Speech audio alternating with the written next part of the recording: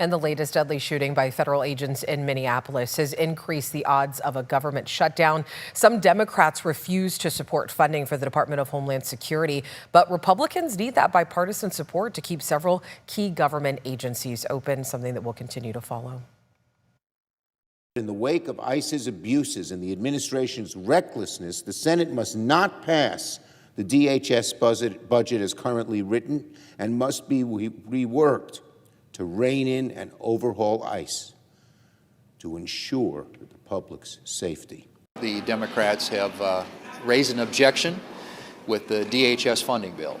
Now, the ironic thing about that, obviously, is that the DHS funding bill actually, if enacted, would spend less on ICE and some of the other things the Democrats are concerned about. And U.S. Senator Alex Padilla also spoke on the Senate floor today, laying out his case against funding for the Department of Homeland Security, calling for changes under the Trump administration and ICE.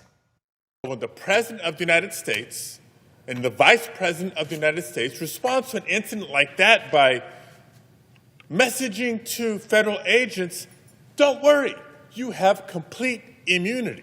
It's the opposite of the message that we should be sending if we're trying to de-escalate tensions and make sure that law enforcement abides by the law.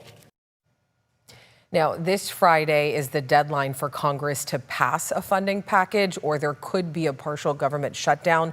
One thing that comes up during a government shutdown, of course, is the issue of Congress still getting paychecks while many federal workers are furloughed or even work without pay, something we saw during the last shutdown.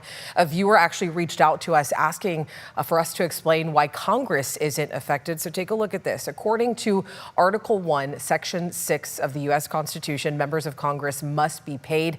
And this compensation continues during a government shutdown because it is funded by permanent mandatory appropriations rather than annual budget bills. Since 1983, congressional pay has been classified as mandatory spending and not subject to the annual appropriations process that causes shutdowns. Now, despite receiving pay, many members of Congress have historically refused or even donated their salaries during shutdowns. There's Ami Bera, Mike Thompson, Josh Harder, Kevin Kiley, also Tom McClintock are just a few of our local Congress members who actually refused their salaries during last year's government shutdown.